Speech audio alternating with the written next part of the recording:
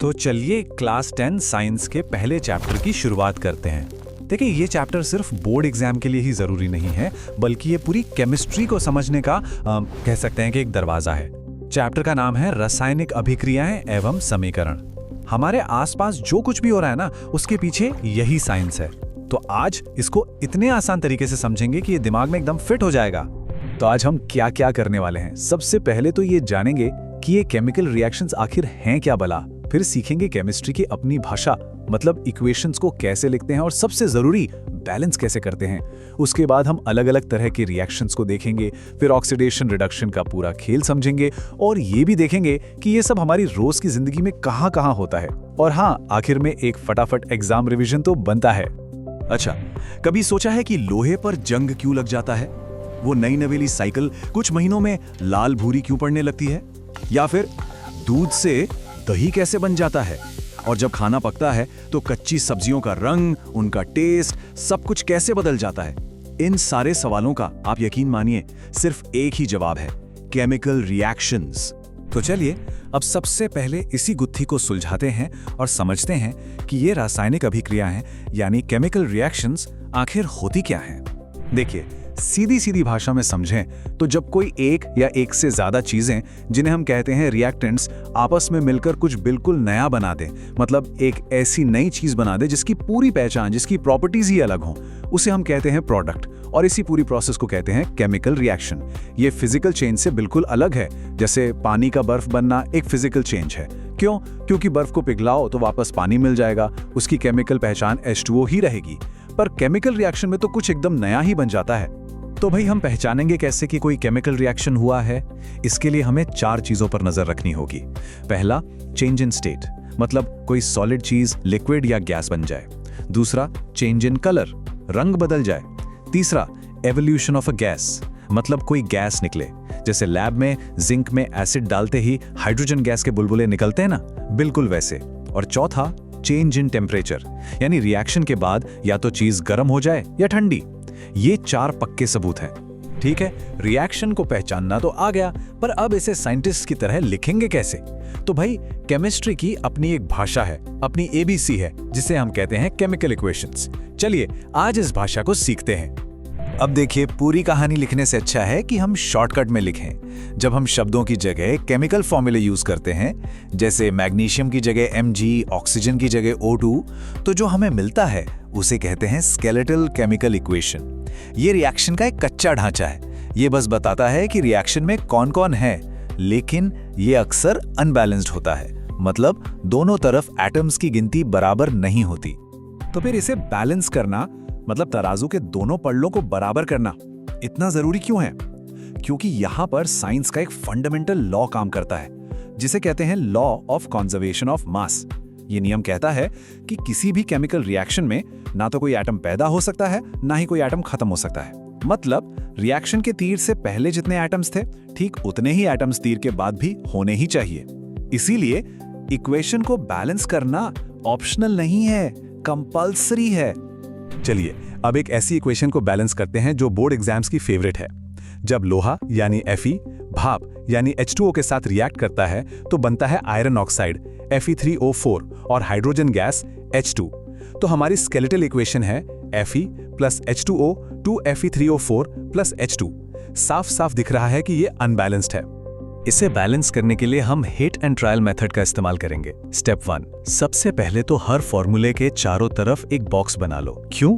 ताकि हम गलती से भी फॉर्मूले के अंदर कुछ ना बदलें, जैसे H2O को H3O ना बना दें। जो भी नंबर लगाना है बॉक्स के बाहर लगाना है। स्टेप 2, अब लिस्ट बनाते हैं। लेफ्ट साइड पर 1 iron, 2 hydrogen, 1 oxygen. Right side पर 3 आयरन, 2 हाइड्रोजन, 4 ऑक्सीजन। बैलेंस नहीं है। स्टेप 3, अब टिप सुनो, हमेशा उस कंपाउंड से शुरू करो जिसमें सबसे ज्यादा एटम्स हों। यहां वो है Fe3O4, इसमें 4 ऑक्सीजन है, तो लेफ्ट साइड में H2O के आगे 4 लगा देते हैं।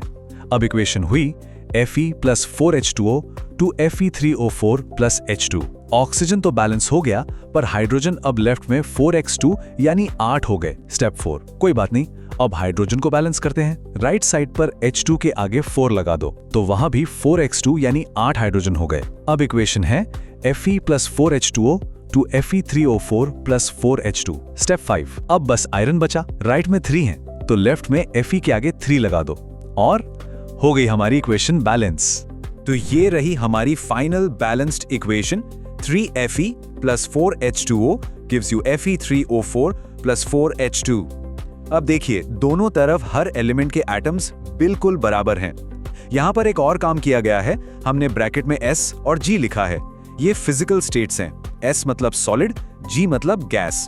इससे हमें यह भी पता चल रहा है कि आयरन ने लिक्विड पानी से नहीं बल्कि भाप से रिएक्शन किया है। बहुत बढ़िया। अब जब हम केमिस्ट्री की भाषा लिखना सीख गए हैं तो चलिए अब आगे बढ़ते हैं और इन रिएक्शंस के अलग अलग प्रकारों को समझते हैं। ये टॉपिक एग्जाम के लिए बहुत ज्यादा जरूरी है। पहला टाइप है कॉम्बिनेशन रिएक्शन। नाम में ही सब कुछ है। कंबाइन मतलब जुड़ना। जब 2 या 2 से ज्यादा रिएक्टेंट्स जुड़कर सिर्फ और सिर्फ एक सिंगल प्रोडक्ट बनाते हैं तो उसे कहते हैं कॉम्बिनेशन रिएक्शन। जैसे जब चूने को पानी में डालते हैं तो वो मिलकर कैल्शियम हाइड्रोक्साइड बनाता है और बर्तन गर्म हो जाता है। एग्जाम टिप याद रखिए, अगर एरो के बाद सिर्फ एक ही चीज लिखी है तो वो 99% कॉम्बिनेशन रिएक्शन ही है। दूसरा टाइप है डीकॉम्पोजिशन रिएक्शन। ये कॉम्बिनेशन का एकदम उल्टा है। यहाँ एक अकेला रिएक्टेंट टूटकर 2 या 2 से ज्यादा प्रोडक्ट्स बनाता है। जैसे कैल्शियम कार्बोनेट को गर्म करने पर वो टूटकर कैल्शियम ऑक्साइड और कार्बन डाइऑक्साइड में बिखर जाता है। इसकी एग्जाम टिप क्या है? अगर एरो से पहले सिर्फ एक ही चीज लिखी है तो वो डीकॉम्पोजिशन रिएक्शन है। अब देखो, किसी भी चीज को तोड़ने के लिए एनर्जी तो लगेगी ना, तो डीकॉम्पोजिशन रिएक्शन 3 तरह से होता है इस बात पर कि एनर्जी कहां से आ रही है। अगर हम गर्मी यानी हीट से तोड़ें तो उसे कहते हैं थर्मल डीकॉम्पोजिशन।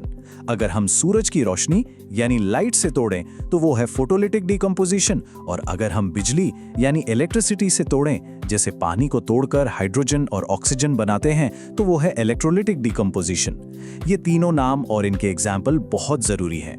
तीसरा टाइप है डिस्प्लेसमेंट रिएक्शन। इसे ऐसे समझो कि ये ताकतवर और कमजोर की लड़ाई है। इसमें एक ज्यादा रिएक्टिव यानी ताकतवर एलिमेंट एक कम रिएक्टिव यानी कमजोर एलिमेंट को उसके सॉल्यूशन में से लात मारकर बाहर निकाल देता है और खुद उसकी जगह ले लेता है। इसका सबसे फेमस एग्जांपल है लोहे की कील को कॉपर सल्फेट के नीले सॉल्यूशन में डालना। लोहा कॉपर से ज्यादा ताकतवर है तो वो कॉपर को हटा देता है और घोल का नीला रंग भी फीका पड़ जाता है। और चौथा टाइप है डबल डिस्प्लेसमेंट रिएक्शन। यहाँ पर लड़ाई नहीं, अदला बदली होती है। इसमें 2 कंपाउंड्स अपने पार्टनर्स यानी आयंस को एक्सचेंज कर लेते हैं, जिससे 2 बिल्कुल नए कंपाउंड्स बनते हैं। इस रिएक्शन की एक खास पहचान ये है कि इसमें अक्सर एक इनसॉल्युबल सॉलिड बनता है जो नीचे बैठ जाता है। इसी सॉलिड को हम प्रेसिपिटेट कहते हैं। तो अब तक हम रिएक्शंस को ऊपर से देख रहे थे। अब जरा और गहराई में चलते हैं और समझते हैं कि रिएक्शंस के अंदर असल में क्या लेन देन चल रहा है। और ये लेन देन है ऑक्सीजन और हाइड्रोजन का, जिसे हम ऑक्सीडेशन और रिडक्शन कहते हैं। ये बहुत आसान है, ध्यान से सुनना। ऑक्सीडेशन, इसके नाम में ही ऑक्सी है, तो इसका मतलब है ऑक्सीजन का जुड़ना या फिर हाइड्रोजन का निकलना, बस। और रिडक्शन क्या है? इसका ठीक उल्टा, यानी ऑक्सीजन का निकलना या फिर हाइड्रोजन का जुड़ना। एक को याद कर लो, दूसरा अपने आप याद हो जाएगा। और सबसे मजेदार बात यह है कि ऑक्सीडेशन और रिडक्शन जुड़वा भाई हैं। ये कभी अकेले नहीं होते। अगर एक चीज ऑक्सीडाइज हो रही है तो पक्का कोई दूसरी चीज रिड्यूस भी हो रही होगी। एक ऑक्सीजन दे रहा है तो दूसरा ले रहा है। और ऐसी ही रिएक्शंस जहां ये दोनों काम एक साथ होते हैं, उन्हें हम प्यार से कहते हैं redox reaction. Reduction plus oxidation is equal to redox. चलिए अब इस ऑक्सीडेशन को लैब से निकालकर अपनी रोजमर्रा की जिंदगी में देखते हैं कि ये हमारे आसपास क्या क्या करता है। ऑक्सीडेशन के 2 सबसे कॉमन असर हैं, कोरोजन और रैंसिडिटी। कोरोजन मतलब धातुओं का धीरे धीरे खराब होना, जैसे लोहे पर जंग लगना। ये हवा और नमी की वजह से होता है। इसे रोकने के लिए हम पेंट करते हैं, तेल लगाते हैं या जिंक की परत चढ़ा देते हैं। और रैंसिडिटी, जब चिप्स या नमकीन जैसे ऑयली फूड आइटम्स हवा में खुले रह जाते हैं तो उनका तेल ऑक्सीडाइज हो जाता है। इसी वजह से उनमें से गंदी स्मेल आती है और टेस्ट खराब हो जाता है। इसीलिए तो चिप्स के पैकेट में हवा की जगह नाइट्रोजन गैस भरी जाती है। बहुत अच्छे, तो हमने इस चैप्टर का कोना कोना छान लिया है। अब एग्जाम का टाइम है, तो चलिए एक सुपर फास्ट एकदम एनर्जेटिक रिकैप करते हैं ताकि सब कुछ पक्का हो जाए। तो ध्यान दीजिए, ये हैं इस चैप्टर के सबसे जरूरी टॉपिक्स। पहला, इक्वेशन बैलेंस करना। एक सवाल जरूर आएगा, प्रैक्टिस कर लेना। दूसरा, चारों तरह के रिएक्शंस को पहचानना, वो एग्जाम टिप्स याद है ना। तीसरा, डीकॉम्पोजिशन के वो 3 टाइप, थर्मल, फोटोलिटिक, इलेक्ट्रोलिटिक, इनके एग्जाम्पल रट लेना।